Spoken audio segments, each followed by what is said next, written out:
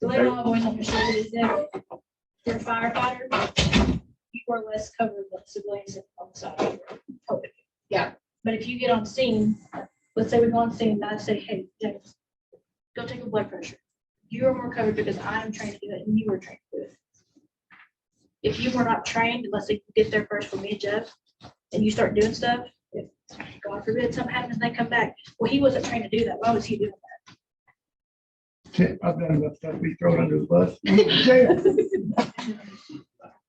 Didn't even know. No. When you're doing those things, like some of these things that are going around on this paper, that an EMR technically can't do, but if you're on the phone instructing them, can they do some things that Like I said- supposedly they can't? Like I said, it's not something that I think is gonna be like a terribly big deal. Your EMS crews are not gonna say anything like, you're not supposed to, well, we may have one that would say it, but I don't think she knows what the criteria is, but it's not that big of a deal. Like I said, you're just assisting the EMS crew in doing that. It's just if you know somebody is videoing and is around, if it's a car accident, something like that. And you can just verbalize that too if there's just madness going on. Because if we're on a car accident and there's 2 or 3 cars and there's 1 or 2 of us that are out there, of course, we're going to need help. And that's one thing that y'all can do is get vital signs and stuff. So of course, you're going to take pulse ox on patient. Just be aware. So I'm saying you're on the way, I'm gonna give you patient report, yada, yada, yada, yada. If you say, do you have a pulse ox? Does that give me the permission? to do it? Yes. So now Yes. now you're covered under EMS. Yeah. Yeah. Kind of like the CPR deal. Yeah. They ask for it, then you're okay. Right. Yeah, right. So, I want to throw this in there too for you guys that have been doing this for a while on your departments. Again, thank you. But since our last class, the hybrid EMR, you guys have had exceptional patient care. And I've seen a big change. I'm not patting myself on the back. This is from comments that I have gotten from coworkers and from others that have been around, that your patient care has significantly increased. People are impressed, and we're impressed, honestly. Especially when you get on there and you say, patients on blood thinners, and you got those medications ready when we pull in, because that takes, it hadn't changed, it's the same, or, a lot of times I have, well, the hospital has my allergies. Well, okay, well, if I give you Phenergan and you have an anaphylactic reaction, I've got another problem on my hands. So again, that saves us a little time, especially when we're 10 minutes out and you're sitting there going, I wish I would hurry up, why aren't they here yet? That'll help you kind of, I don't want to say waste the time, but spend time wisely, I guess. Yeah. Okay, so any questions on the other forms that were passed out? The picture of the lady in the swimsuit is just more elaborated on the different directions to kind of give you more of an idea of where it's talking about. One that wasn't mentioned, I don't think, was mid-axillary. Your axillary is going to be at your umbilicus, your navel. And the mid-axillary is right underneath the breastbone for everybody. Familiarize yourself with the skeleton. Again, if you're out there, she has broke arm, she has broke leg, that's fine with me, just for testing purposes. Be familiar with that. They may have a few questions on there of what. Yeah. But most stuff are gonna be stuff we've heard of before, femur, femur. It's not gonna be just. They're not gonna break down anatomy. That, they may throw a few questions in there about what's this, but they're not gonna throw all kinds of crazy stuff in there. Yeah. So basically, it's not gonna be like that. No, shouldn't be. Should be, but it also fire care. I don't know exactly what they do. You won't know it. I'm thinking that there's, don't be scared. No. Yeah, you took it with me. Yeah, don't be Yeah. scared. To me, which I took EMR, first time I took EMR, I took it back in 2009. It was easy. It would, in fact, they have more things to do, goes way easy, really easy. Yeah, don't let me work you up. I'm sorry if that's what I'm doing. I don't mean to. Yeah, to me, this is one, to me, EMR was one of the easiest tests I've taken in the fire side. Most fire of the fire stuff was easy, but EMR was really easy. A lot easier than EMT. Wasn't that big Well, a I deal. would hope so. Yeah, it really is. But it's, to me, it wasn't that bad. You just pay attention and go over the course. These books do have like questions at each chapter, do those, and most of the questions may be those questions in the back of the book. Don't overthink it, make sure you read the question good. It's not hard at all. So the last page there is the 4 quadrants of the abdomen. I do suggest that you memorize this one. Not only does it help on your test, because they're going to ask right upper quadrant, left lower quadrant pain, and you need to know what sections those intestines or different organs, that's the word I was looking for, where the different organs is at. You guys, you're more than welcome. These are yours. If you need to highlight, if you need to write, if you want to make a copy of it, put it in your EMR bag, you're more than welcome to do that. So if you've got somebody that you think has gallbladder pain, but you can't remember what sign sound, you've got a form there. So we've also got, I think next Tuesday, there's some more information that I was actually going to suggest if you wanted to put them in your EMR bag, that it would be beneficial. Is your old book in mine? Real quick look. My medic, yeah, My old one's in that bag, isn't it? I don't know, I think it's. in your bag. Yeah. Okay, so it's actually 10 till. We're gonna go ahead and take our break now. Is everybody okay with that? We will get back together at 7. So if you need to run to the store, if you need to use the restroom, go smoke, more than welcome to.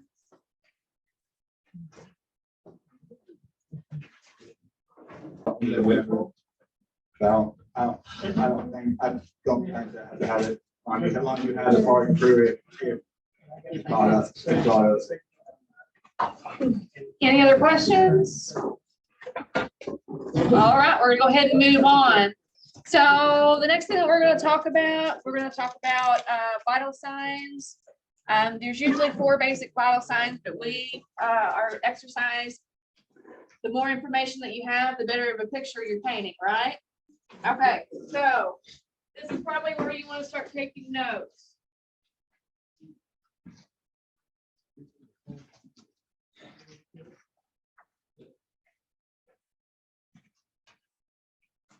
So we want our blood pressure.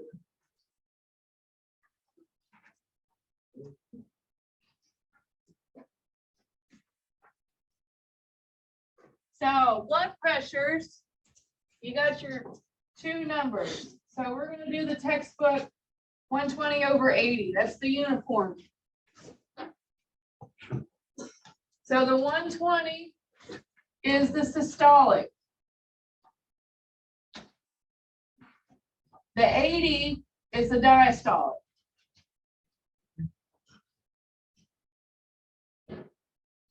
You can also have, if a patient's diastolic number is too low, you can have just a systolic number. What this means, 120 is when the heart is at work. Diastolic means the heart is at rest. So you may have somebody that has high blood pressure and say it's 168/72. You think, oh, that blood pressure is really high. Yeah, that top number is really high. But I'm going to be concentrating primarily on the 72. I know he's got high blood pressure. He's got a history of it. He takes medications for it. It's still elevated, but the most important thing is that heart, if it's getting rest. If that is elevated, we know we've got another problem going on besides high blood pressure. Why is it high? Did he not take his medication? Was he doing some strenuous work? Does he have some kind of head injury? Is he, y'all help me out, what else? Overheated. Is he overheated? Good. So we want to make sure that the heart is getting enough rest. If this is 48, is that better or worse than 72? Worse. So that means that the heart is getting too much rest, right? And it's not getting enough work. So that goes into, does the patient have a pacemaker? Does the patient have a defibrillator? Are they overheated? Are they, have they had enough to eat? Are they a diabetic? What's going on with this? All right, so next we have pulse.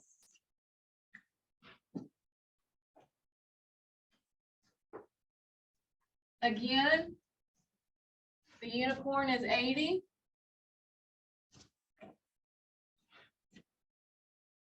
What you want to know about this is rate and quality.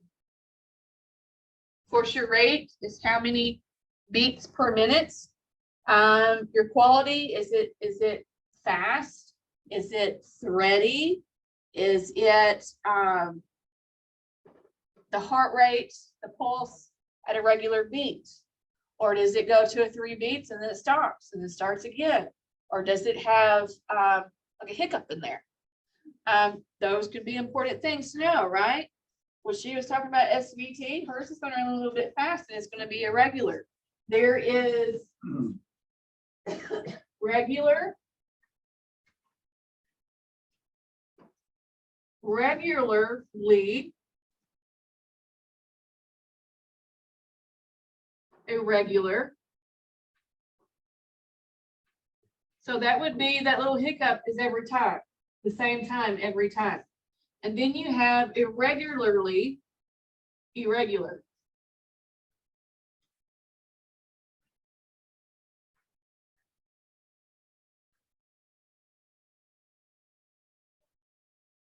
So the guy who I told the story a while ago about him being in VFib, technically he didn't have a pulse, but if you could feel the pulse, if it was the same thing that I seen on my monitor, it was like a wave.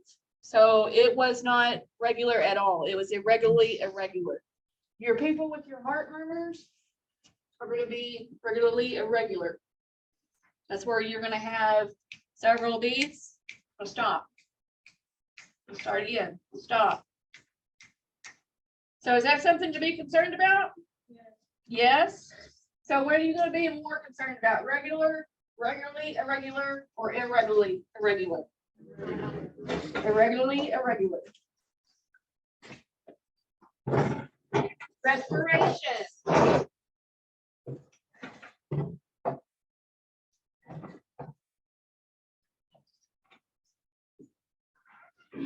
All right, again, rate and quality. Normal for an adult, we'll go over children, another 9, 12 to 20. So if a patient is breathing 10 times a minute, that is not really sufficient. If they are getting a pulse ox, the pulse ox you're not supposed to do. If you get a pulse ox of 98% and they're breathing 10 times a minute, I wouldn't be too worried about it. On the same token, if they're breathing 18 times a minute and their pulse ox is below 94%, I would be concerned with that. So not only treat your vital signs, but treat your patient. Okay. Your primary is to treat your patient. That's what they tell us on the ambulance, is we've got the machines and the meds that if we have somebody that's sitting there and they say, well, I'm having chest pain, and they're on their phone, I'm not gonna go through my whole chest pain protocol and, give aspirin, nitro, morphine. I'm going to go, okay, they're there. We're gonna take you to the hospital. Okay. All right, skin.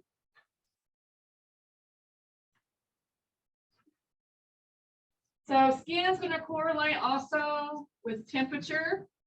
Because you're gonna wanna know temp, color, and condition.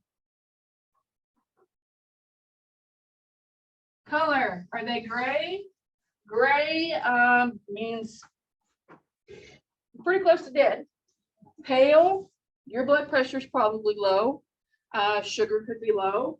If you are yellow, you're jaundiced, so there's something wrong with your liver, or your pancreas. If you're blue, you're not getting enough oxygen. If you're purple, you're close to dead. So skin, you also want to know the tip, like I said, temperatures, condition, are they sweaty, are they clammy, are they dry? Dry is different than dry, scaly skin that hasn't been moisturized in about 3 years, and you've got the dry skin flakes. Dry as in, I haven't had enough to drink. Dry, I'm a diabetic and I have not drank enough fluid to counterbalance my sugar intake. Eyes.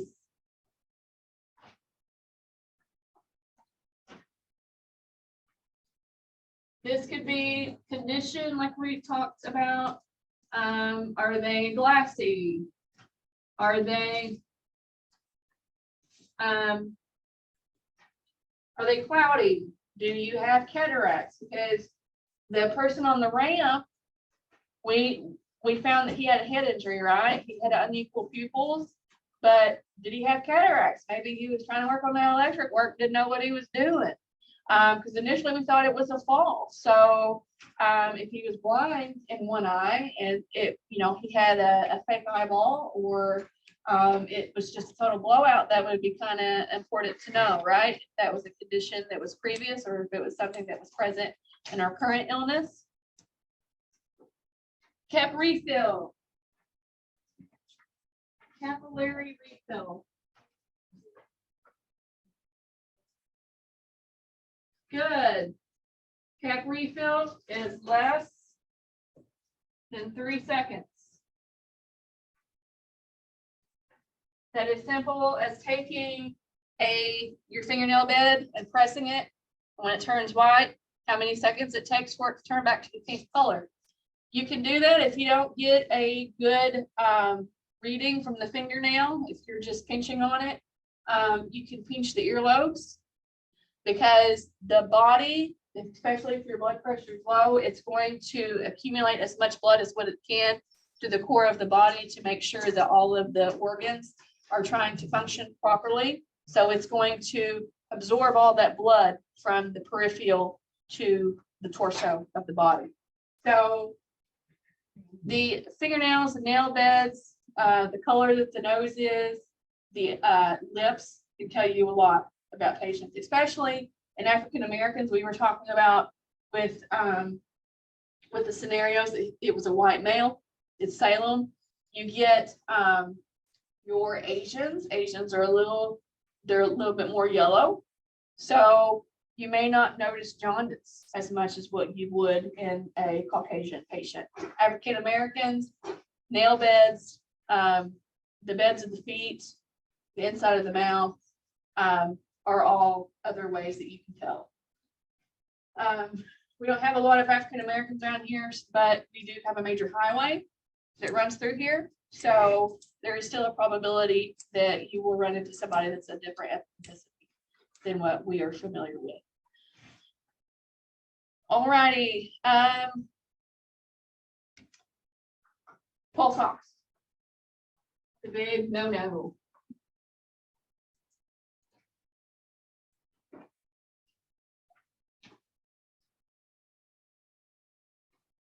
So pulse ox, 94 to 100 is normal. Anything below 94, you probably want to apply oxygen. Any questions on that? Well, I went to my heart doctor. Okay. And my oxygen level, according to my pulse ox, I don't know how accurate they are. I'll run 89, 92, 93, Okay. but I went and had that sleep apnea test, and he told me that mine running 94, 93 for my age was not that bad. Okay, so do you, any other respiratory problems that you have? No, just the sleep apnea? So that would, Yeah, it's nor- it's- But now I'm a little nervous about putting my machine on because it causes cancer. oh, They've come out with this, a lot of people that use the pulse ox machines, the plastic breaks down or something in them. you mean the COPD machines? Yeah, Okay, and it lets off a poisonous gas. Oh, or a wow. gas that has been linked to causing cancer now. well, if your doctor says that you're functioning normally, your body will try to accommodate to your needs. So if you're running 92, 93 and is able to compensate for you and the doctor says that's okay, Brett has one too, and you don't use it. And here's the deal, something else to consider is, this is average. Yeah. 120/80. I used to, every time I see the blood pressure machine, I stick my arm in it and I hit the button. And most times I could hit 121/80 or 120/80 to 1. You know, it's kind of a competition with me. As I got older, now she is below 120/80. It's her normal blood pressure. She runs a lower blood pressure. So you gotta understand, this is just an average.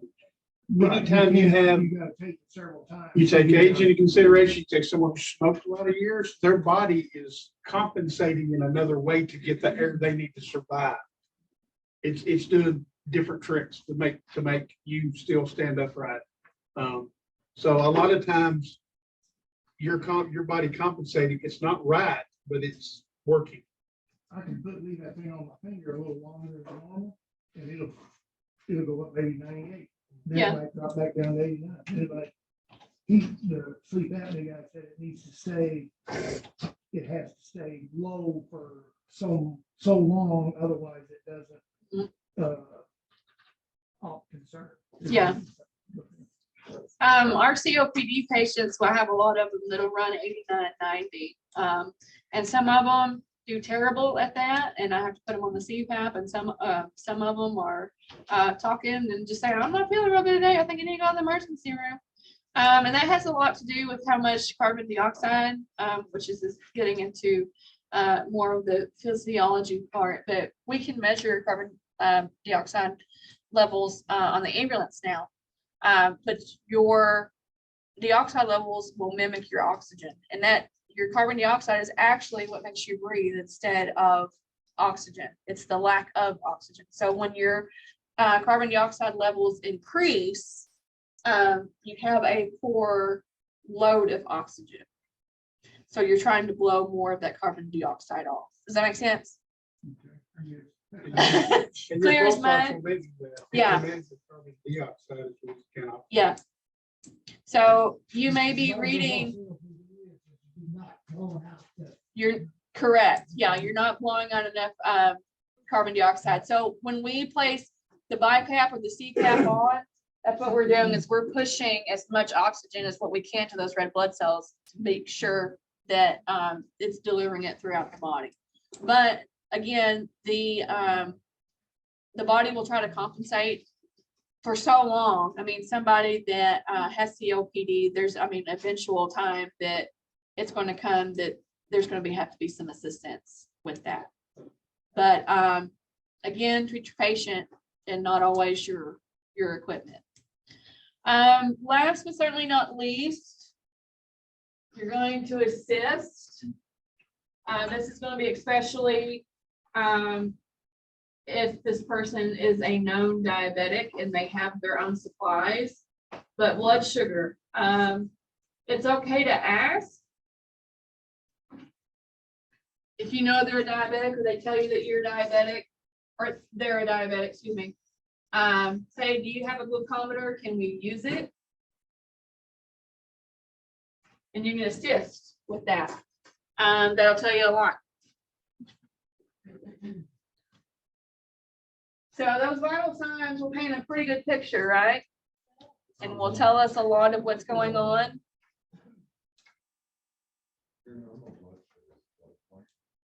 I'm sorry? Well, It's aid, it's aid.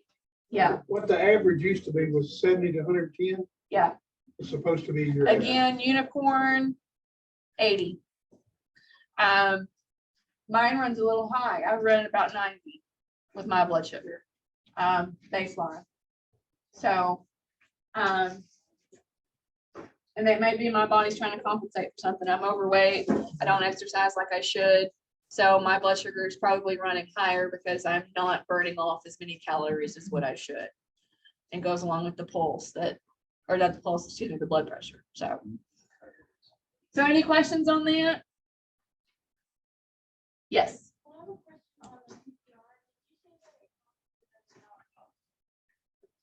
Oh, it's the cost of the card. There's not an actual cost for the class.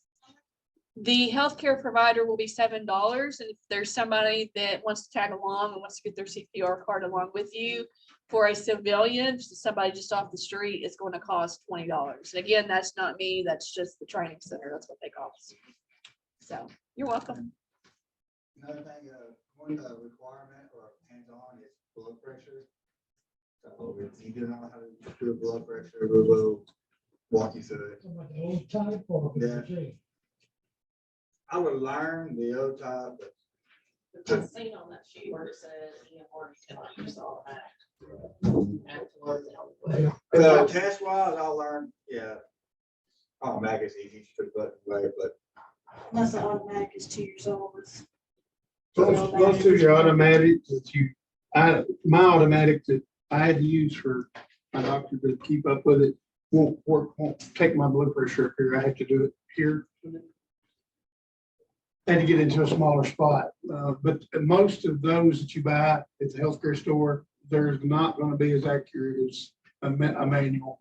And we'll go over how to do pulse rates, vital signs, check respirations, next class, because that's more along the medical. You got medical and you got trauma. It's along more with the medical types of things. We're just doing an overview of what we should do when we're looking at a patient, and what we should check for. And then we'll later on in each class, we'll just get a little bit more in depth each time. I didn't want to railroad y'all with this first class and just think, I'm not going back to that class. That lady's crazy. blood pressure is requirement, so don't know how to do blood pressure. Yeah. So we should. Yeah. We got enough people here, enough on, so we could. It's easy. When we did ours, they assigned us a couple and said, okay, before this course is over, you're going to take everybody's blood pressure in the school. Every And week you got a new person. And they were somebody else was taking yours. So two, if there's 3 or 4 of you on scene, get the person that can cure the best. It makes blood pressures a lot easier. And you didn't hear this from me. Take this with a grain of salt. When you're taking your blood pressure, you can sometimes see it tick. Yeah. You can see it tick. You can see it tick. But they can watch the needle move. Don't Last class Don't we go did by was- it, but it's, you think you hear, but you also see it tick, then more likely that's where that starts. So my hearing's bad enough. Exactly. My hearing's bad enough. I can go by the tick better So does everybody have that right down, what they need? than Okay. hearing. Yeah, your blood pressure will not be the same what's on the truck. As long as everything can, so point or so on it, it's like, y'all get 120 over 80, we get 110 over 40. We have that issue, but it's just. The more training needs to be done. It's in a couple of As you days. get older, your blood pressure comes down. Because my doctor told me with mine, she said, you're at a point now where this is acceptable for your age. But then you're gonna have, we have a 106-year-old patient, her blood pressure never is over 100 on the top, and never over 60 on the bottom. Yeah. Yes.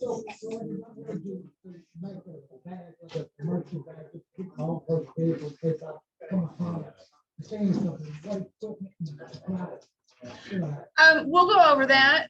Again, I don't mean to keep pushing this off, but we will have, if we're here, we'll have the ambulance next shift because both of us will be on duty. But we'll go through what's in an EMR bag and what, because I'm sure everybody's is a little bit different and we can ask why they have that in their bag. And what is in there and what it does. Jeff will overstock you on your EMR. I have the bag I carried in a minute ago. There's stuff in there that I can't even touch. I tried to get it to her. I had a guy at a fishing derby the other day, skinning fish, cut his finger, and come to me, goes, "You have a Band-Aid?" I don't have a Band-Aid. I handed him a roll of gauze and some tape. So this is the best I got. I don't have a Band-Aid. I have an EMR bag, but I don't have a Band-Aid. All right, so some other things that we have. We will discuss later on, again on Tuesday of next week and Tuesday of the week after, about our practical sheets. Practical sheets are your physical test. Not only do you have a physical test with multiple choice, but we will have a hands-on test on our patient assessment. We were discussing that a little bit earlier. That'll either be announced, or we may, if we get done quickly enough through the course of the next 5 weeks, we may do that one night. Yeah. If we try to get down enough, we can do other classes, no. Friday or Saturday, or whatever, one more day extra to get that part done. Yeah. We'll try our best to get done, so you're gonna come back. We don't mean for this to drag out forever. I know it's going to feel like it. Again, the ones that have had it for a while, they're just here for a refresher. The ones that's new at this, it's going to be a little bit more extensive, but once you have it, and you won't have to take it again. You'll be like one of these guys coming in for refreshers. And the good thing about the fireside EMR, once you like, let's see what you test. Yeah. I'm not EMT, I gotta renew every year, 2 years. And I don't have to, once you get to the certificate, you pass it, you're good. The only require you return it every couple years. Things change every year, how protocols you do, can't do. But you don't need the certification. Once you get a certification, that's one done. You don't have to test again, you don't have to do nothing. What would be classes? If you want to do the class and just, because that's the tank will change. These books change like every couple years. They'll add stuff to it. Oh. Next year, they may say, we can do this with this now. What would you be your recommendation for a report? I would suggest at least every 3 to 4 years. It's gonna hit your stomach. You don't have to like set to the whole 40-hour class, but hey, I'm getting a week on bowel signs or this or that. Yeah, just come in for that class. Or if you want the 40 hours in-house train out for fire category requirement, you can come sit to the class. So, yeah, but once you get the test, you're sure and done by. It's probably another twist. All right, so I'm going to give you some mnemonics. This is the same thing that we use on the ambulance. Every patient, you're going to get a sample history. If you got time, you're going to get your OPQRST. Start have. Where's Steve Cap? That's what I'm. We have.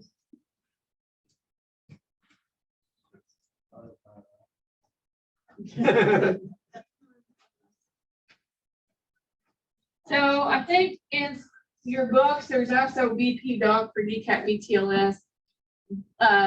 Did you have BP doc in yours? No, this is old school right here. I'm old school. I was taught by old school. So that's what I tend to stick to. We also have Pearl.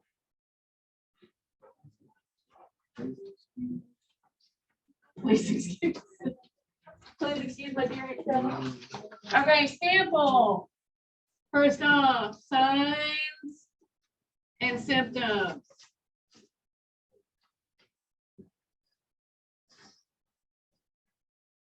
Allergies.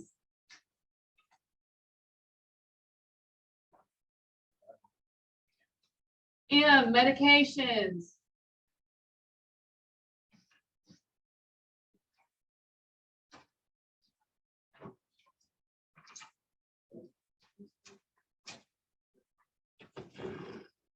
Past pertinent history for P.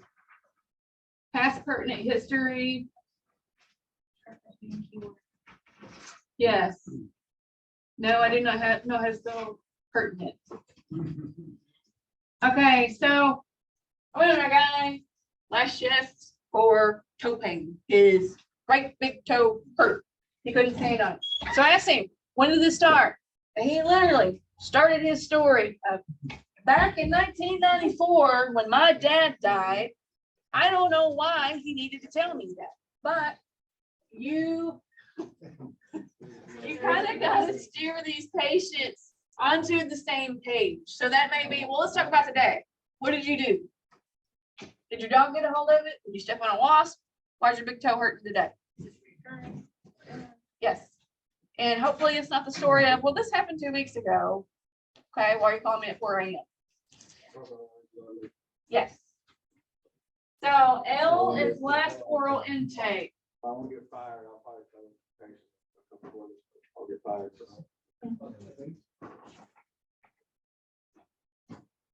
That is, what was the last meal? This comes in handy for a lot of things. One of them being, if the patient is going to have surgery, the emergency room is going to want to know what their last meal was. Of course, you know, you're supposed to fast anytime that you're supposed to go in for a procedure, only supposed to drink water. So they'll have to hold that patient until their stomach empties before they actually do the surgery. The only time that you probably would have to ask this question is if there's vomit. There's a funny story between Griffin and I had him in the back of my ambulance and he threw up and I'm like, did you have eggs for breakfast? Like, what is this on the floor? So I didn't have to ask him. It wasn't eggs. I don't remember what it was, but he kept telling me that I was wrong, that it was something else. But I was just trying to get over the fact that he threw up in my truck, but he missed me. So I was grateful for that. So events leading up to easy. Man, some extra. You should see her texting me. Yeah, if I text you, I'm She sorry. texted me twice this morning. I said, have you been drinking?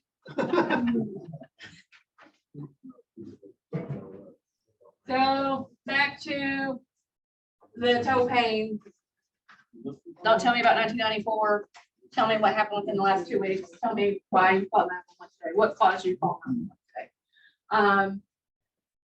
It'd be good to know if you've got somebody with chest pain. What were you doing? Well, I was sitting here on the couch to start having chest pain, or I was out on the yard to start having chest pain. Eating a hot dog. Yeah. Yep. Okay, OPQRST, this is going to be into your initial, what we call your primary assessment. When you start your secondary assessment, we're going to hold your hand through this. So don't be like, what are you talking about? Again, I haven't passed out these forms yet. We will do that later on in the course when we get onto each of these subjects. Next week will be medical. Just kind of take note. You've heard primary assessment before you've heard secondary assessment. O is onset. So events leading up to having chest pain and I was mowing the yard. Okay, so what time? What time did that happen? Oh, well, I'm gonna start mowing about 4 o'clock. Okay. So just like the guy that I had to defibrillate, I had to shock in the ambulance. He said 11 o'clock a.m., right? When he went to the emergency room, but he told me later on it was 11 o'clock p.m. the day before. So that's a pretty significant difference, right? That's good information for them to know. Sometimes you've got the ones that are early onset dementia. They live alone, and they may not know, well, I'm short of breath. Okay, well, how long have you been short of breath? Well, I don't know. And it may be a good time to say, when's the last time you ate? Did you have breakfast? Yeah. Okay, so did you start having shortness of breath before breakfast or after breakfast? That kind of gives you a clue. Well, it was before breakfast. Okay, well, what time do you normally eat breakfast? Well, I eat breakfast about 7 o'clock. So we know somewhere between the time that patient woke up and 7 o'clock that the shortness of breath started, right? Okay. And sometimes you have to go a little bit more vague than that. Patient just goes, I don't know. Patient falls on the floor. What time did you fall? Well, I don't know. I was around o'clock when I fell. I think my hips broke. What time does it matter? You know, was the sun up? Was the sun down? Well, the sun was still up. Okay, so it's summertime. It gets dark about 9 o'clock, right? So that patient potentially has been laying there since 9 o'clock, and we got there at 2 o'clock in the morning. Is it painting a better picture? Okay, all right. Provocation is key. I think that's how you spell provocation. What are you doing that makes it better or worse? Well, when I sat down after I mowed the yard, it's gotten a little better, but it just still, it hasn't let up. It hasn't went away. Provocation, sitting on the couch. Well, what makes it better or worse? Well, after I ate that chili dog, is when I really started having the chest pain. So that could be what? Indigestion, yes. It could be, yeah. If you got a patient that's laying back and say they lay flat in bed, COPD patients, they can't really lay flat, can they? They need to be setting up.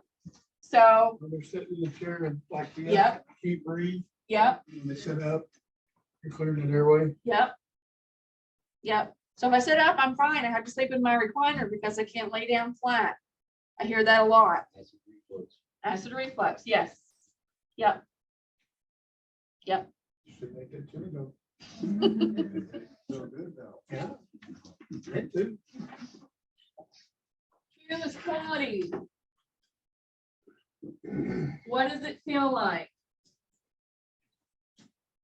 These are kind of, try to let the patient and their words tell you what's going on, because a lot of times you can lead a patient, which is not beneficial to you or them.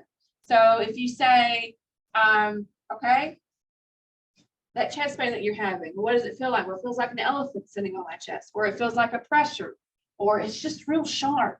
And if they are like, well, I don't know. I mean, it just hurts. Okay. So what does it feel like? You can kind of guide them into that, but initially try to get them to tell you what it is, what it feels like. You also can do a scale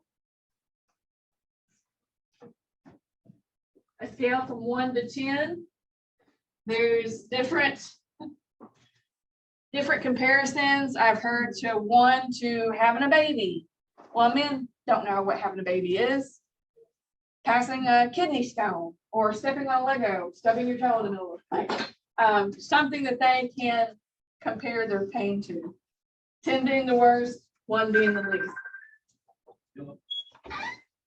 Also, try and get this information from the patient, not mama sitting next to him. Yes, He told me that it felt like that he was dying. yes. And don't feel bad to tell mom, I'm talking to them, I don't speak. I to you. really need them to answer these Yeah. questions. Patient's words, unless they're unresponsive, unconscious, not able. And again, with your dementia and Alzheimer's, if they can't tell you and they're really not understanding what's going on at the time, then you can kind of ask the caregivers. But we had a call, actually, it was in Byron's district, that this guy, oh, he irritated me. Had a lady that fell and broke her ankle, and I was trying to talk to her, and he just kept, you know what I'm talking about? He kept answering her questions, and I think he was upset because I wasn't directing things toward him, but we were trying to get her stabilized, was trying to get her some medication before we got her onto the cot, and was trying to get her splinted, and he was like, well, you better splint that. She's morphine. She's morphine, yeah. She's gonna have to- And once I got into the truck, he stood at the door and he said, you better treat her right. And I finally swung that door open. I said, excuse me? And he goes, well, I'm just saying you need to treat her right. I'm like, okay. Cause she's gonna have a long drive. So pay attention. Don't lose your temper like I almost did. Learn from my mistake. Listen to your patient and what they're telling you. Include the family if you need to. If they can answer questions. If it's a situation where, especially if you don't feel safe, if you don't feel like, if you feel threatened, if you feel like that it's just not a good situation, remove yourself and at all possible if it's something that you think may be an abusive situation. Never go by yourself. Yeah. And you can remove that patient, hey, can we step outside?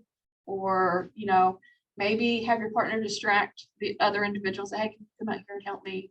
Where would be the best place? Where's your septic tank? Where the ambulance doesn't need to be parked over the top of it? Something to kind of ease that situation. Because, and a lot of times you go into these situations and they're high strung anyway. If husband and wife, and husband's having chest pain and she's anxious and she don't know where to go, where he's going to be taken to, be the voice of reason, because you can be like Elmo, the meme where his hands are above his head and, it looks like everything's on fire and he's screaming, running back and forth. Do that internally, but on the outside, be calm. I can guarantee you I'm that way when I get overwhelmed. I say this a lot of the time. It's the truth. In bad situations, I'm looking around for the adultiest adults. And when it's me, yeah. So everybody gets afraid. You're not going to have the questions to everything or the answers to every question. And if you don't lie to the patient. I didn't tell the guy that I shocked him 4 times en route. And like I said, he died. But I told him, this is just a preventative that's on your chest. The things that we're doing is just a preventative. Don't ever tell your patient, you're going to die. Or your blood pressure is really, really, really high. I promise you. Yeah. Yeah, don't make false promises. And never tell them, yeah, it's broke. Always say, I think it's broke. I think it is. There's Never tell them possibility. there's a possibility. And what I was doing to the whoever you, oh my God, you're gonna have my dad. You're gonna have that. It's always gonna be whoever else. There's gonna be one in the room with you. Or hard. Okay, just hold on. Yes. And one thing I've heard a lot is they say, they keep telling their family they're gonna be okay. Mhm. Well, you don't know they're gonna be okay. Right, but if they don't, if they're not okay, they're not ever gonna know. So also with this, learn from my mistake. Had a motorcycle accident, I think just right outside Salem. Guy busted his tib fib open compound fracture. He hadn't looked at his legs, so he didn't know. His son was on the phone, 8 years old, was talking to him. Somehow he knew, Daddy, are you okay? He's like, yeah. And I was turned, getting medications out of my bag. So I had my back to him. He's sitting on the cot, and the kid asks, do you have any holes in you? And I went, and he goes, do I have any holes in me? And I was like, yeah. So don't be me. We'll see. I'm not real sure if that's something to be concerned about. We'll wait till help gets here. So just Forcing your help. yeah. Our favorite thing to say to the clinic is, I'm not a nurse, I'm not a doctor, I'm sorry, I can't answer that. Yeah. I'm not certified to be that answer. Yeah. I believe there's a whole Yeah. Don't tell them it looks like hamburger. Yeah. If they can't see it, don't tell them. So, because all that did, he was okay with it, but the kid, I probably traumatized him through his dad, and I didn't mean to. When they say that one that lost his leg, you know it. Yeah, well, my guy didn't know it either. Yeah, I know that you don't know. yeah. Okay, R is radiates. The guy having chest pain, is it radiating anywhere? Where is it at? Well, it's in the center of my chest. It's going down my left arm. I feel it in my neck. I have a toothache. I have pain in my elbow. I have pain in my mid back. It feels like it's shooting through my back.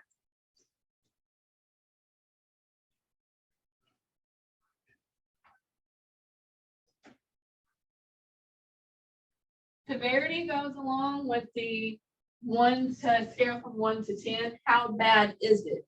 Have you had this before? Have you had a heart attack before? Yes. Does this pain feel the same or is it different? Well, it's different this time. Okay, so that's telling me either one of 2 ways. He's got some damage, and so what is damaged is kind of desensitizing what's going on right now, so it could be major. or it could be less than of an issue as what it was before. Okay, so it's kind of two varying degrees there. If a patient tells you, and you're gonna know the difference, the stub toe, oh my God, I'm gonna die. I just feel like I'm gonna die. Is he gonna die? Okay. Papa that went out was mowing his yard, he's having the chest pain, and he says, looks you dead in the face and says, I'm gonna die. Yeah, you better worry. Because they know. They're faking their pain, it's always 10 what's ever had it. Or some, a lot of people it gets to it, they're actually in severe pain, like, yeah, that's a 6. Might be a little more concerned there, but a lot of people who think those are 10, they're gonna get drugs, they're gonna get all the help. And Yeah. You say, oh, it's hard to say, but we'll say it's fresh enough. Yeah. But yeah, if they're like severely hurt, and oh, I'm 6, and that might be actually hurt more than what they're saying they're gonna hurt. Then I'll usually say a 6. No, find a lot better. I concentrate a lot on blood pressures and heart rates, but like he's talking about, when you get your elderly is going to take this generation, the baby boomers are going to take pain differently than what other generations are.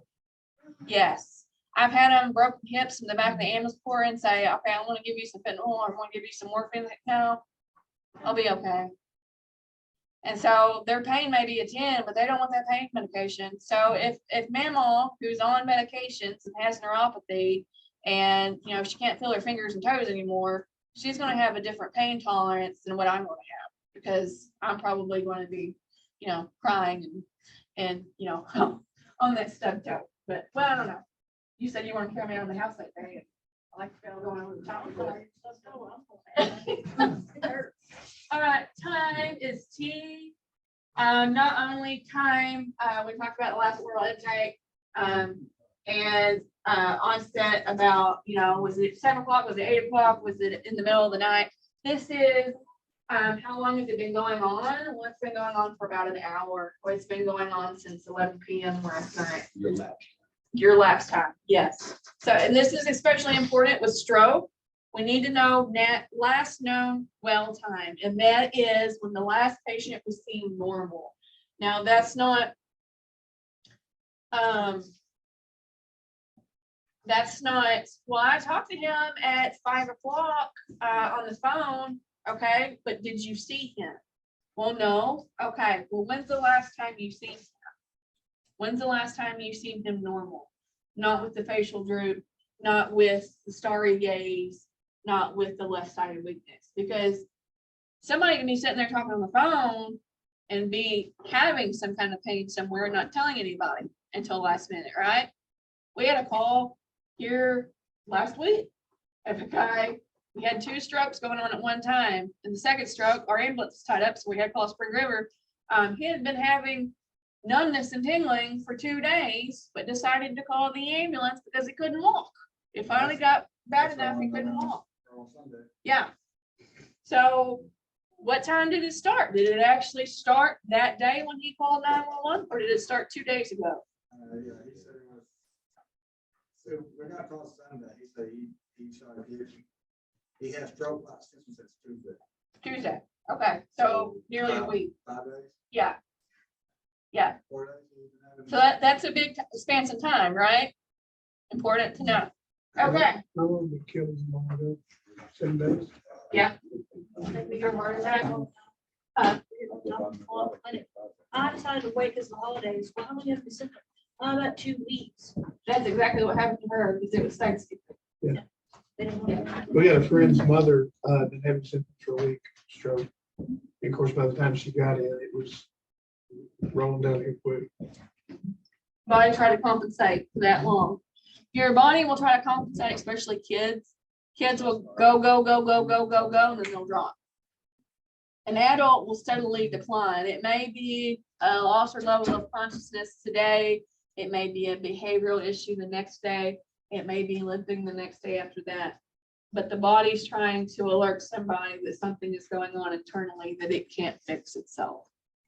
So And again, I'm the world's worst about it takes a lot to get me to the doctor. And when I went 4 months ago, I was having ulcers on the inside of my ankles. And I got to the point where I was working every day and couldn't function. And I went to my APN and she ran my numbers and she said, well, number one, I'm fixing to put you on diabetic medicine. And number two, you're 2 weeks away from cutting your foot off. So early detection is key. The world's worst is catch. You'll see the- Everyone by themselves. We did, I told her to give me 30 days of medication. And so do a better diet, lost some weight, do better. So we had to go through 3 weeks of wound care. And I mean, that's to the point where we always made the joke, I'd make the joke of I'm married a paramedic, so you take care of me. And she'd say, I'm your paramedic, I'm telling you, you need to go see the doctor. But you don't listen. That could be part of it, yeah. Thank you. Yes. I guess that's It'll get better.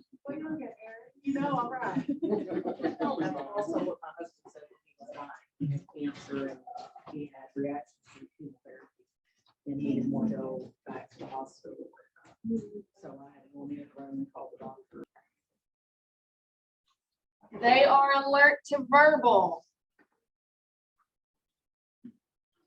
They acknowledge you when you say, Miss Smith, how are you doing today? My name is Tasia. I'm with the ambulance service.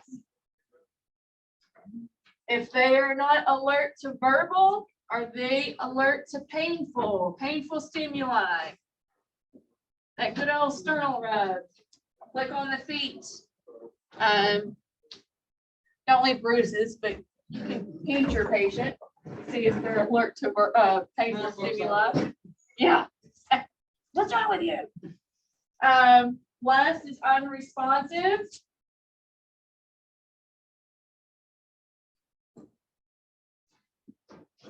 And that's if they're not alert to any of this.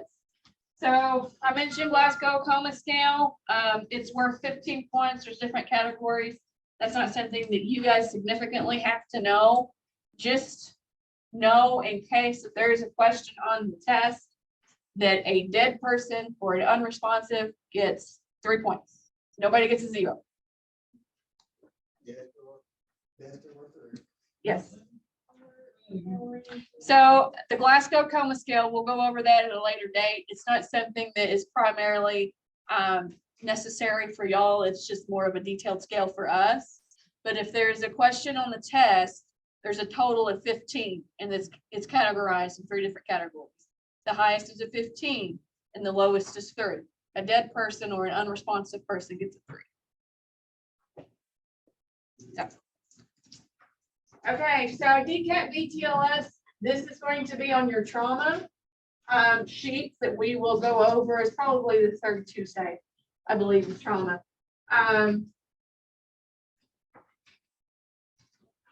This is going to be your secondary assessment. Your primary assessment is going to be the same on each one, your signs and symptoms. This is going to be more toward your medical. This is going to be, I got that here.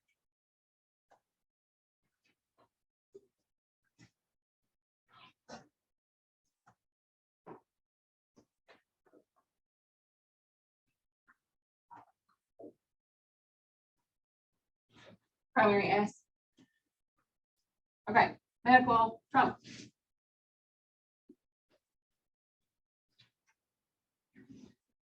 DCAT BTLS, D is for deformities.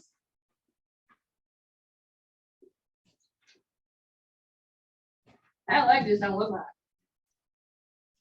The guy with an open tib fib fracture, would he have a deformity? Okay. Contusion is for C. Contusion stands for bruises.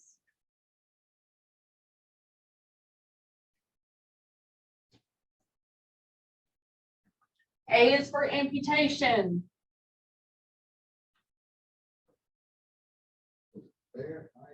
Mm-hmm. If you have a patient that's decapitated, don't start CPR. One gets the head, one gets the body. P is for penetrations.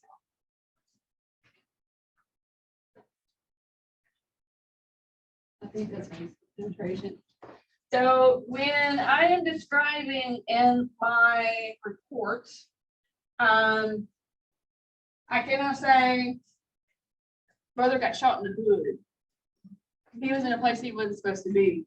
I have to say, I'm not profiling here, I'm just using Caucasian, I'm not profiling. 31-year-old male was found at a house that looked like it hadn't been lived in for some time. There was trash in the yard. There was evidence of drugs being used, drugs being made. It appears that the gentleman has a penetration to the right lower extremity, has an entrance wound and has an exit wound. Obviously, he's been shot, but I can't go to court and say, dude got shot up in the hood. Yeah, can't say that either. So I can describe it and paint a picture of what that penetration is. That penetration may be a stab wound. It may be a 3-inch laceration, which is what L stands for.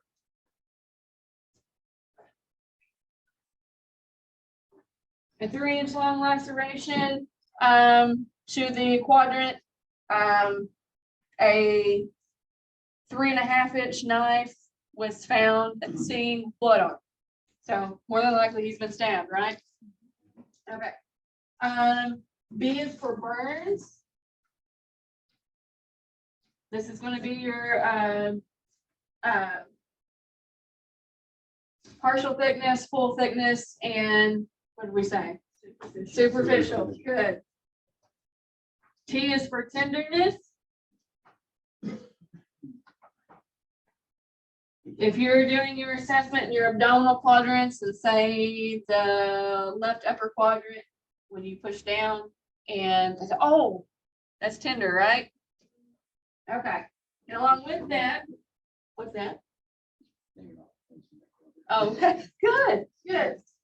Swelling is S. You may see some swelling, say they have a hernia, sometimes you'll see that. So not only is there swelling, that could be a deformity also, right?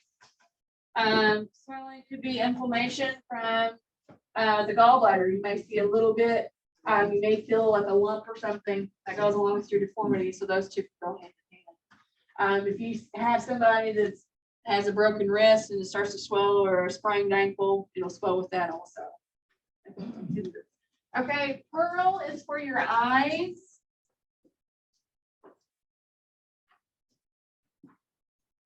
P stands for pupils. E stands for equal. R stands for round. The second R stands for reactive.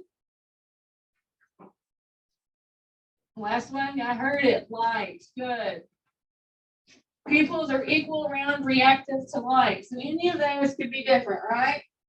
So pupils, is both pupils there? Has one eye been sewn shut? Does he have an artificial eye? Equal, we talked about head bleeds earlier, head trauma. Round, if you have a patient that has Nelson's got different pupils, doesn't he? I think one's got, yeah. So that would be important to know if that is something that is there. Yes. Yeah. Yeah. Reactive, if you take your pin light and you shine, are they sluggish? Are they constricting normally? Are they pinpoint restricted even before you put the light on it? Are they on medications that's supposed to make them do that? And of course, light, when you shine the light on it. Are they sensitive? Yeah. Body of headache patients. Yes. Come up with something, somebody's lost a finger or something, as a first responder, should we try to put that on ice or something?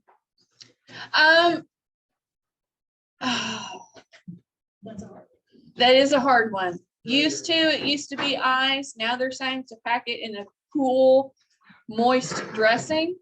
Used to, it was pack it on ice and keep it dry. But yeah, Yeah, cool, moist, and clean. If you've got a sheet or something or a t-shirt that hasn't been sweated all the way through because you've been out in the field working, what's that? Gauze would work, yeah. Just, you don't want to get too cold because then you're talking about your capillary restriction, which is going to make it harder for them to reapply it if they are a candidate for that. We'll It- just stick it back on. You can try. If it's like a partial amputation, yes, you want to flip it back. Yeah, sheared off his hand by a thread. Yep. And we stuck it back on, it wrapped it in Yep. handkerchief and held it. Yep. Got him to the hospital, the doctor never even took it off, he just sewed it up. Good, yeah. Yep. Yep. One of my estimates, the first responder, that's our duty before y'all get there, if we see Mhm. that. going, right? Yeah, well, things have changed. It used to be ABC, airway, breathing, circulation, but now it's CAB, it's circulation, airway, breathing. So first, you look to see if there's blood. Where is the blood coming from? If it's an arterial, which is a fast spurting, or if it is a slow venous, dark color bleeding, then of course you're going to take care of the bleeding first before you take care of the airway and the breathing, because what's going to kill them first? Right, right. So these are all good questions. Thank y'all very much for participating. So any other questions? No? Okay, so we've got one last exercise here. So we're going to use all 4 tables this time. And we need a captain for each table.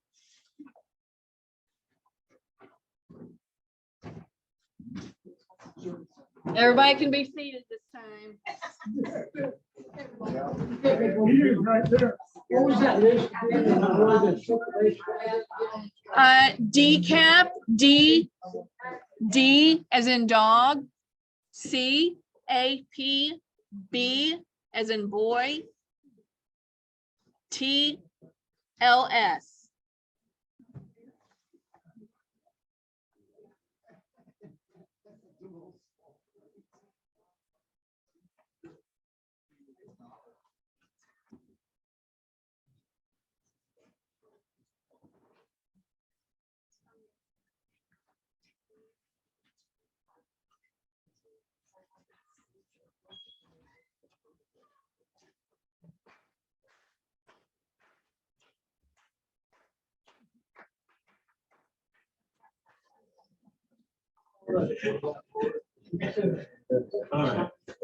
All right. Everybody put your notes away.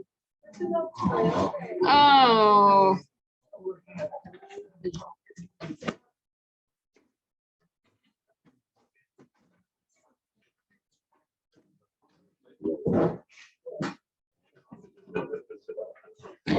Okay, so we are going to go from the back table up. Back table, you are the lemons.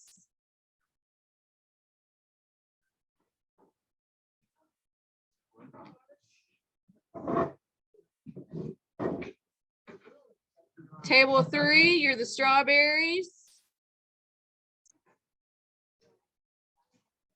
4, or excuse me, 2. You'll be lions. Table 1, you'll be a penguin. Okay?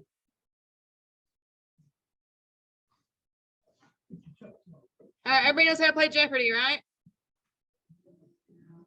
Yeah, yeah. Better listen to me drown, isn't it?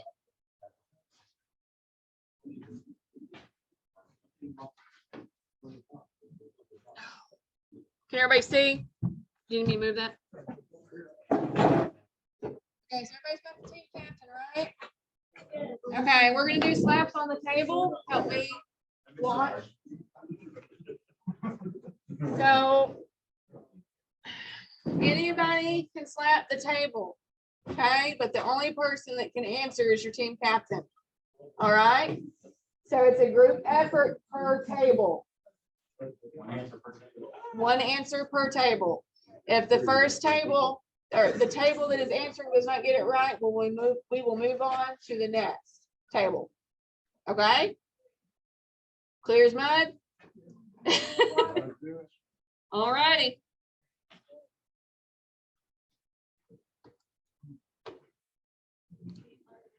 All right, table, back table. Choose your category. What? You read it out loud? Organs, solid or hollow, vertebrae, abdominal quadrants, root words, or prefixes and suffixes.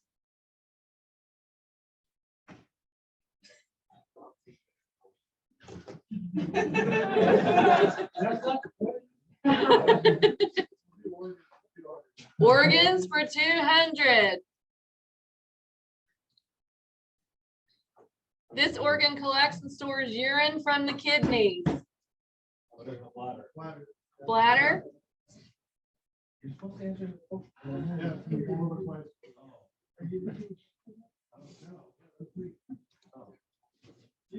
Good. All right. Penguins. Is it 200?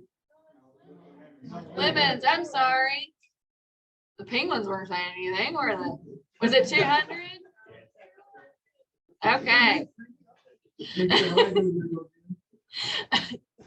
Is that how we play Jeopardy? Is that how it goes? Okay. All right. Yep. Oh, no, I don't want it.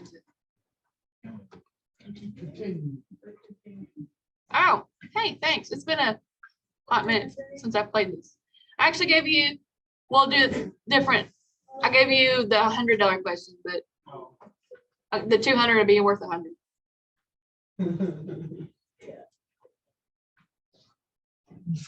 Let's do abdominal quadrant. Abdominal quadrants 300.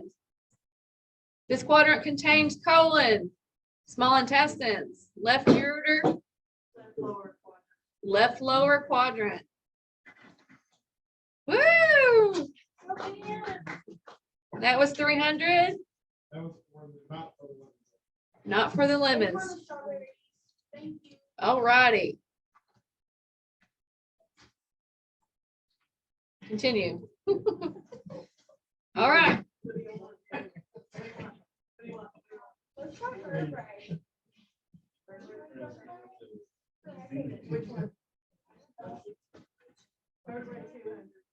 Vertebrae 200. How many vertebrae are in the thoracic section? 12. Yeah, we changed the rules. What is it? We changed the rules. Because he was going table by table, captain, but now it's whoever answers the question right, Okay, then everybody, every table. can I'm tap sorry if they about got the that. answer, okay, If you're playing it like that. Okay. Because everybody gets to, the person that got it right Okay. calls the next category. I told you wrong. I'm sorry about that. Apparently I don't watch Jeopardy enough. Okay, all right. All right, so how many did we say? 12. All right, so that's the strawberries again. Lions for, okay.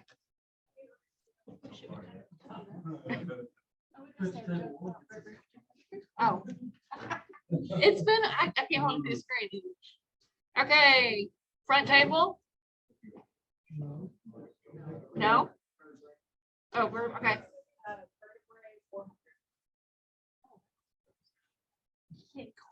Uh-huh.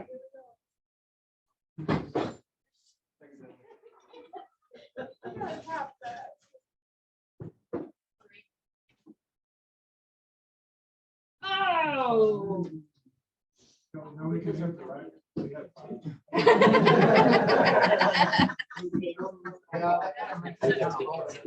Yeah.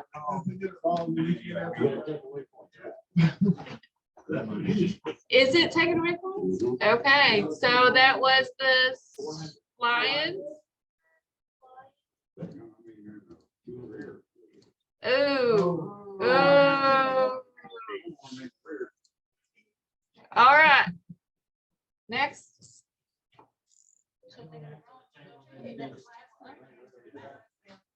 How they do on different. Another person will buzz Okay. in. Prefixes and suffixes for 300. That's fine. I can't get that in a place where it's convenient. Prefixes, 300.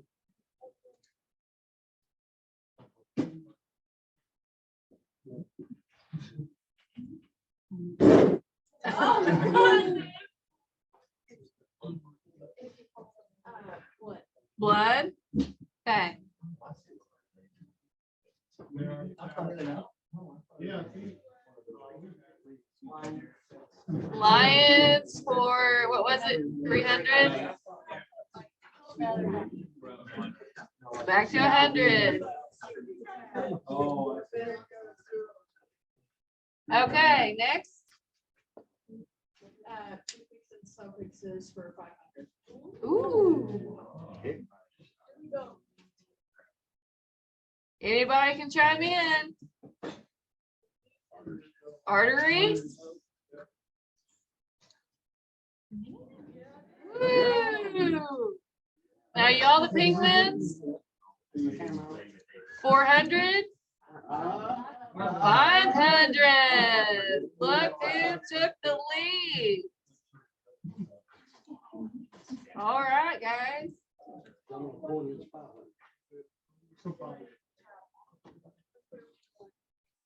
This quadrant contains liver. Ooh.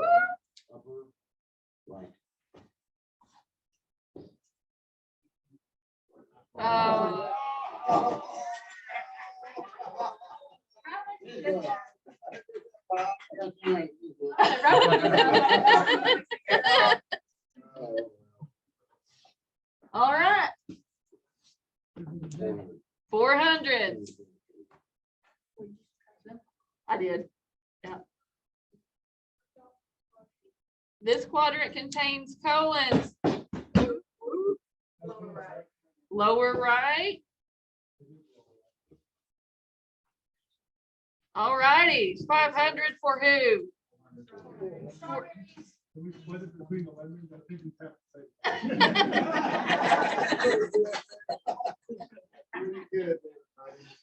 So I probably should have announced this or gave this suggestion before we started, but if there's something that you're struggling with, make notes. If it's something that you got wrong or something that you're like, oh, I didn't really know what the answer to that was, write it down. That way you know what to study. This is kind of a study to see where you're at, what you need help with. Can you what? Yeah, you can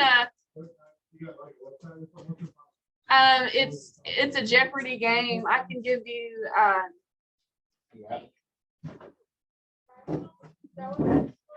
what's that? Factal. Yeah, that's it. Yeah.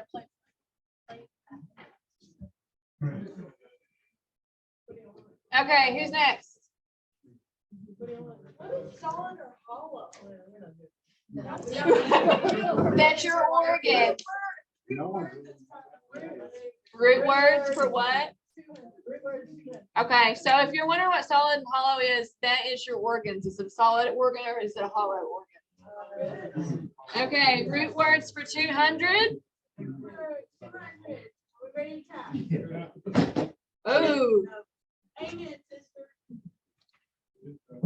Strawberries? Oh, look at that.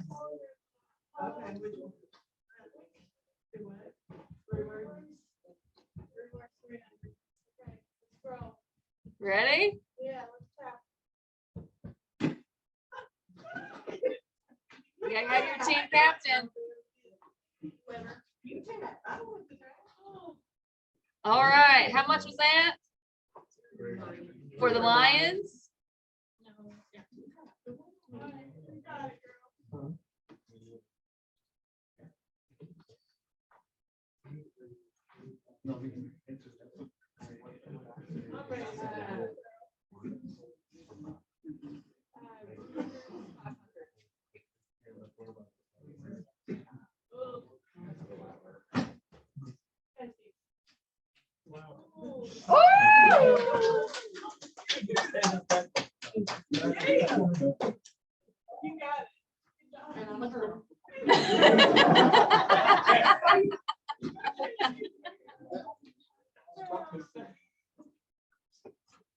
What do you want?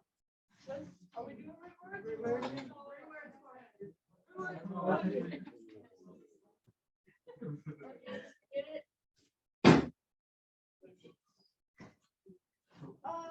Kidney. Kidney? Renal. Woo!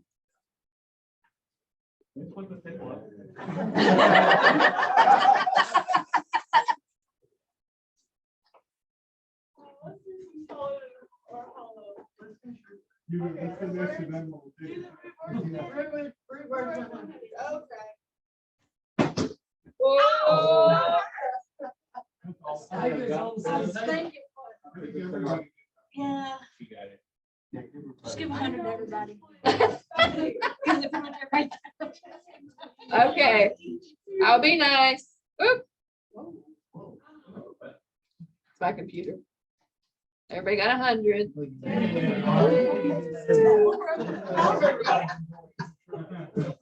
All right. Lester got it correct. Oregon, 200. Here we go.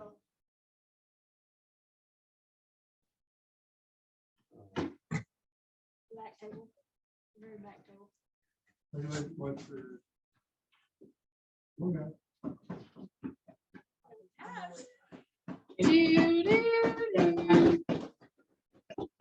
What's that? Pancreas? Yep. That was for 100. 200 to the lemons. I'm assuming so. Nobody said yeah. Okay.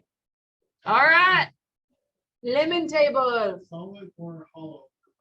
Oh. We have a time of 30 seconds. Everybody ready? to answer. Woo! Ah! Oh!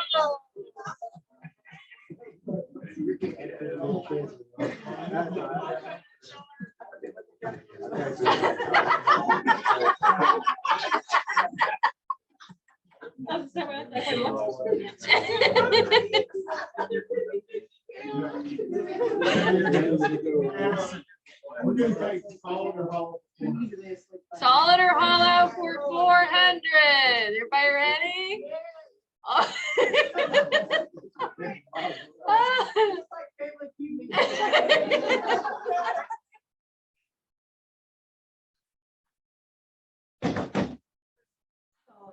Solid. Woo! Strawberries. They are feeling woo. All right.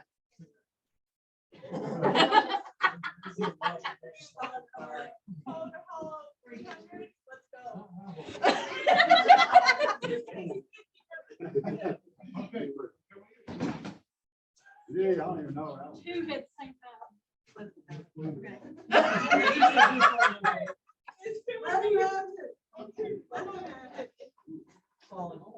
Solid.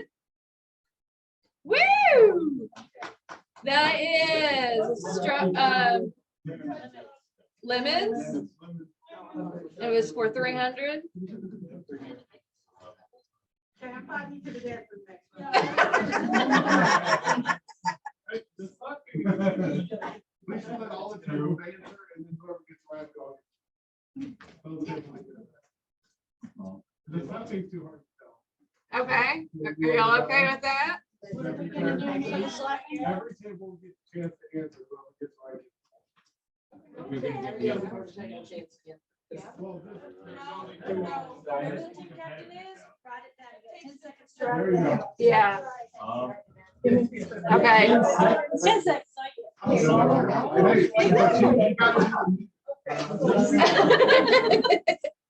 All right, so notes, No, this way we'll never catch up, right? notes are all put away, right? Should we do 15 seconds instead of 10? Okay. So we'll extend it to 15 seconds. All right.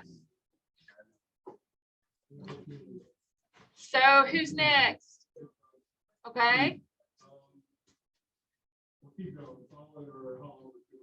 All right, everybody around your team captain. Let me get, you got a timer? Okay, she's got a timer. The-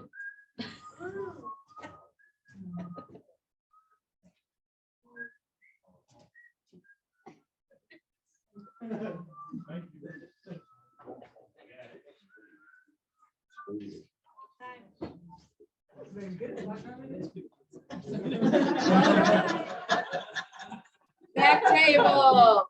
We're gonna go with Hollow. Hollow. What's y'all's answer? Hollow. Oh! Oh! Let's see. Y'all are the lemons. Okay.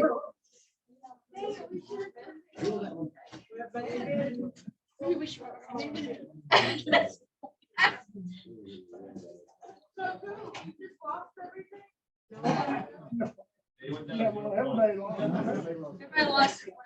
Yeah, 200. The only ones that got it was nobody. Oh, Our captain got it. okay. They outvoted me. All right.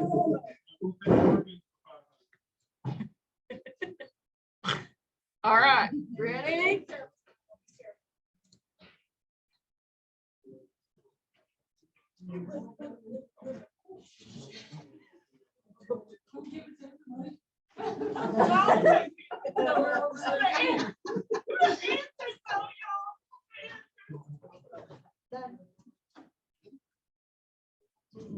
Okay.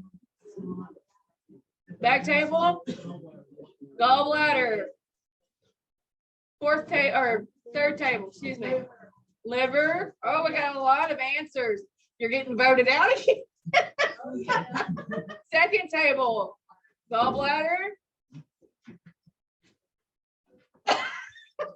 Liver. Okay. Gallbladder. So that was the lemons and who? Lion. And it was for 5.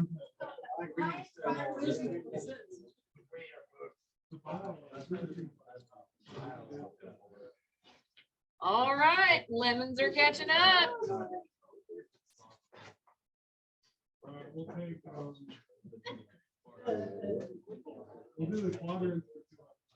Quadrants for 200. Everybody ready?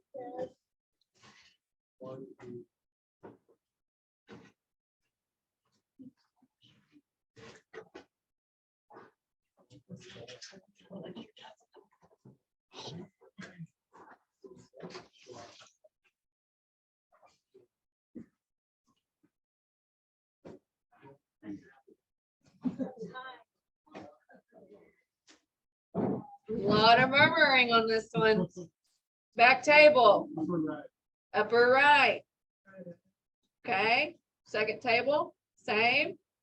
All right. Lower right. Dun dun dun.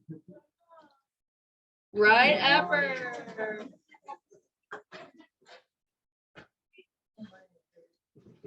All right, so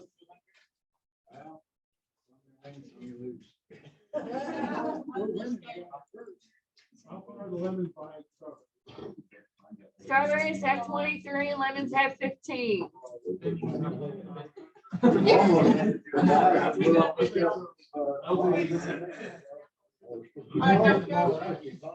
right.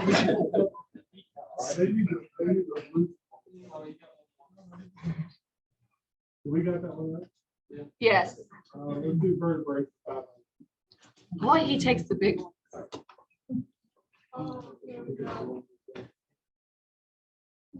Coccygeal.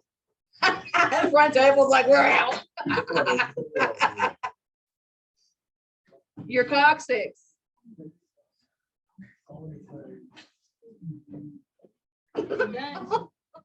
Done. All right. First table.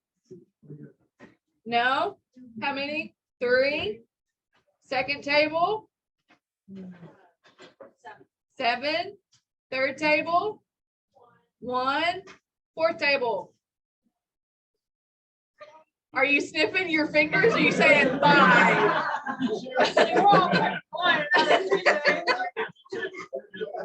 3. All right, here we go.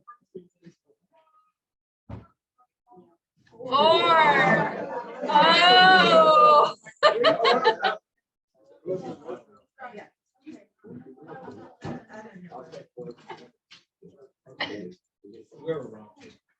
Poor penguins. Poor penguins. They left out the cold. All righty, so you guys didn't get it right, so next table. You got it wrong, right? Yeah. Nobody? Okay, gotcha. Okay.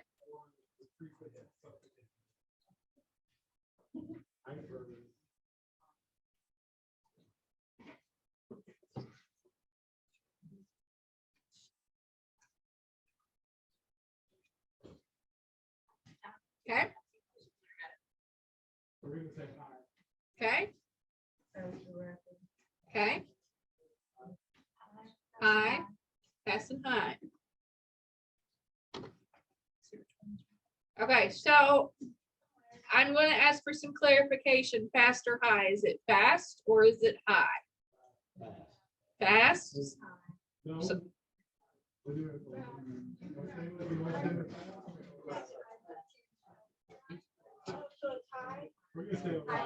High, high, high. High, all high, high, high, high. Hi. That was for 400.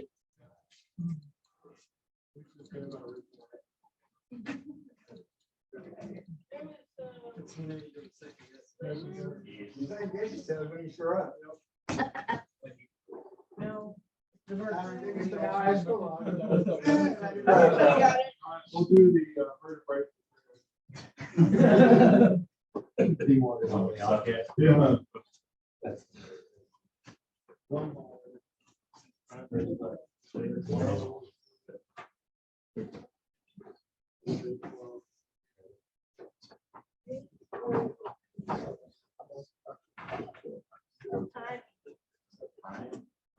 Time. 12, 5. 5.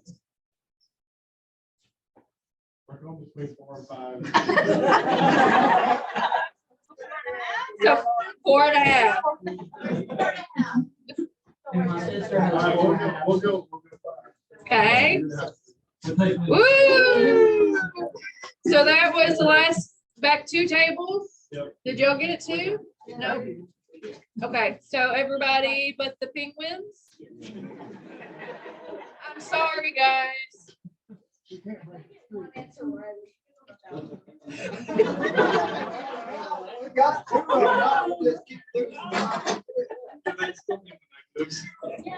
They're gonna need a loan.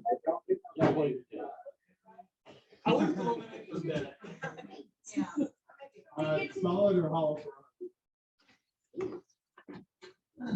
All right, y'all, ready? Okay. Let me get this one. I need to take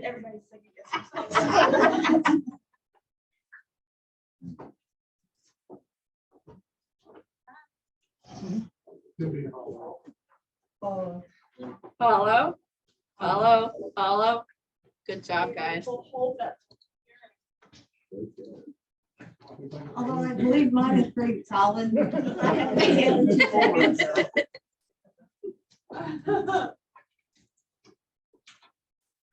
do, organ performance.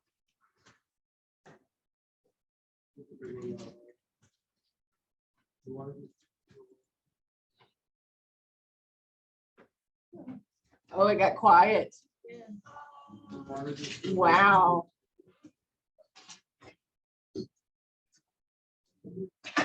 Time.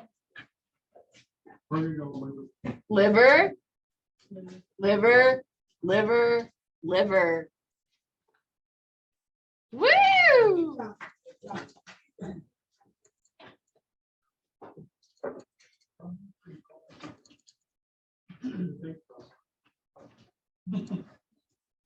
We'll go 300 more.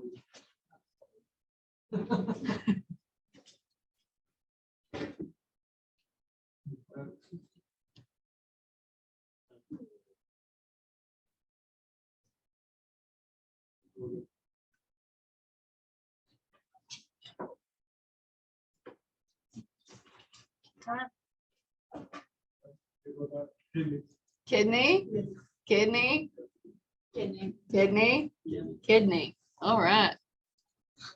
Oh!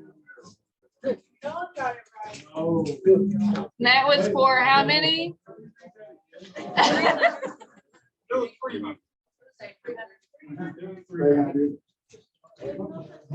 It won't let me click on it. I'm sorry, Penguin. I am really sorry.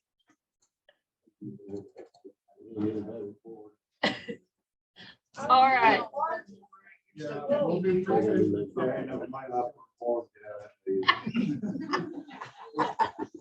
We're stuck there.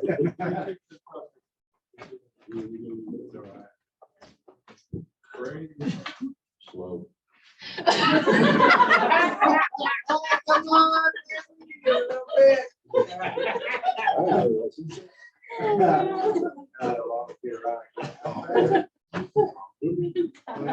Tired.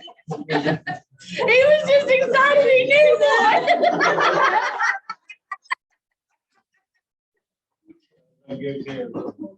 All right, front table says. Everybody in agreement? Okay.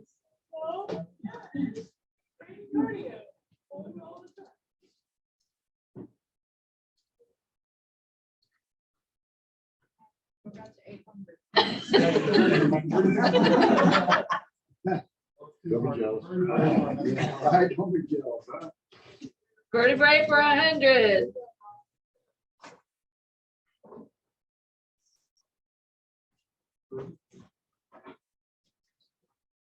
Not the cervix, the cervical. Okay. We're gonna go. 2, 7. Second table 7, 7. Oh, is this the back tables? Is this the end of their streak? Oh. That was for 200 or 100? 1.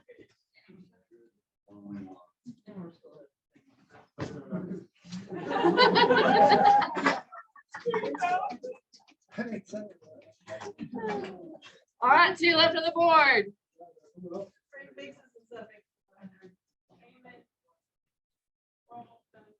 Oh.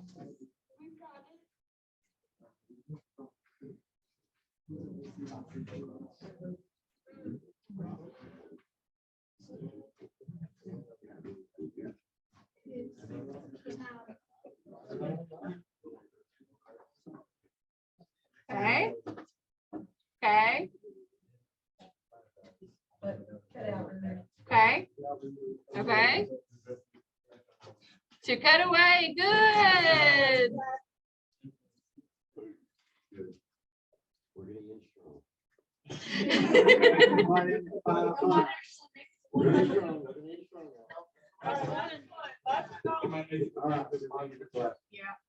How about this? How about this? If they get it right and none of y'all get it right, they win. Well, there's a bonus question in here. Oh. So. Uh-huh. The daily double. The daily double. Yeah. All right. Last question on the board.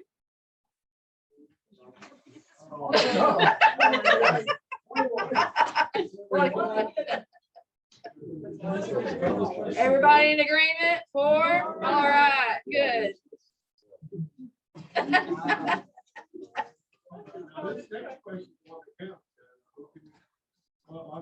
Okay, make your wagers.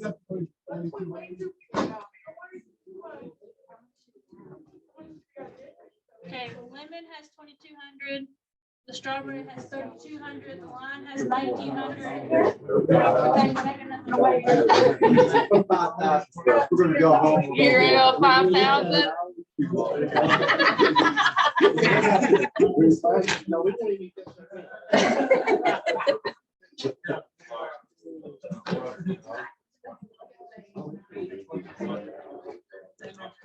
Oh, it's not gonna let you. You just wait. Oh, we can't even wait, girl. No. Where's the loser? They won't even let us get in. They won't miss an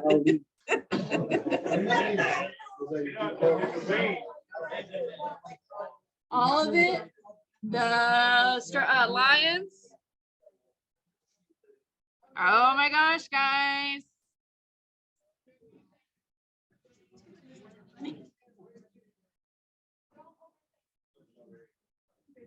Okay, they're saying wave it on. So back table.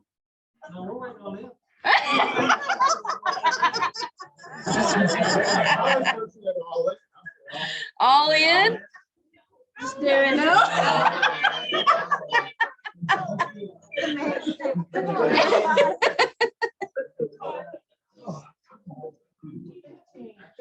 15 for the strawberries. All right, lemons. 47. So we need to wager. We got 44. 44. We have to, if they get close, So we only have 22. yeah, so we need 47. So you need it all? Okay. So do we want to do 10 seconds on this? Make it interesting. 20. Oh, yeah. 10 seconds. Okay. All right. Got your thinking caps on?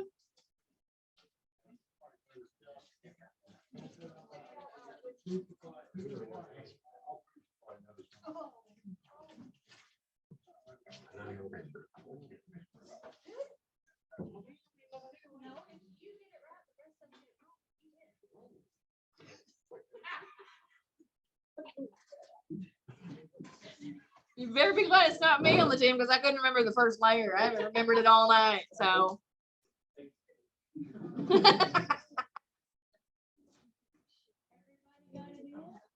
You gotta have all 3.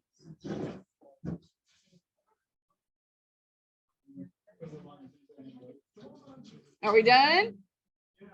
Time's up. All right. What's our answers?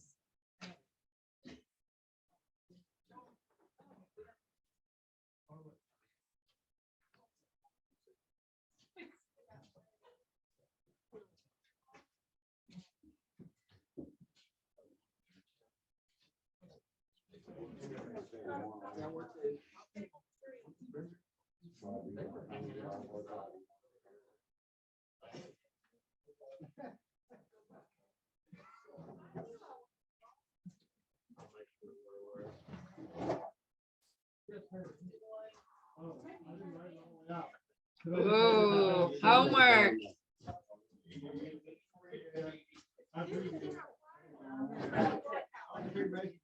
Abbreviated, it means it may have the right letters and it may not have the right letters.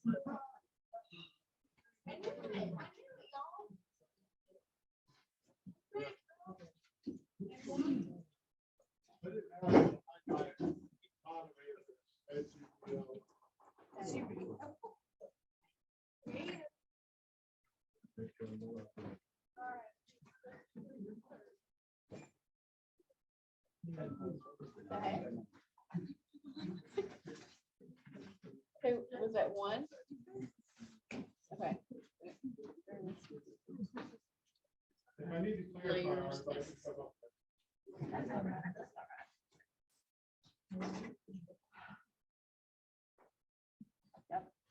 So table 2, you put subcutaneous, it's superficial.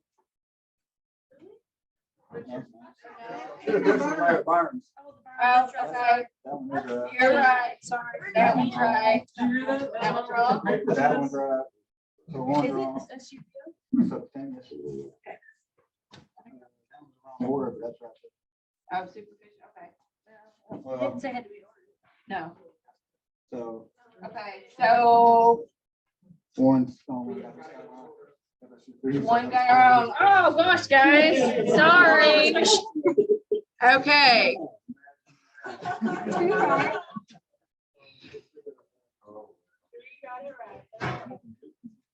All right, so Lemon said how many? All? We got 44. Oh, you got 4,400.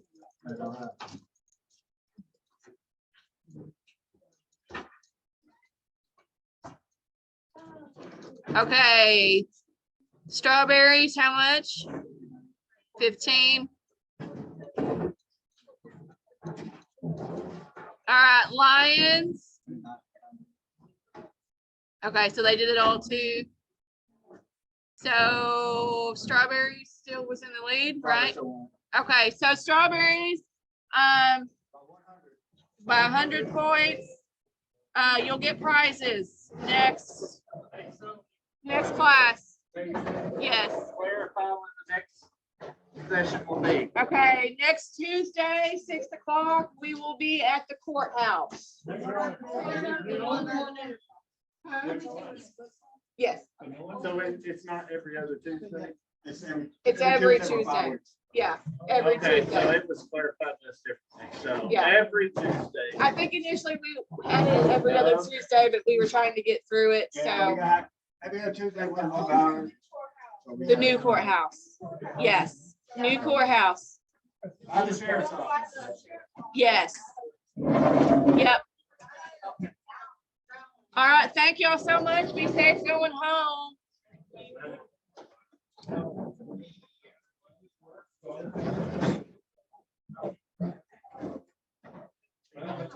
So do you guys want to know what chapters you're going over next week?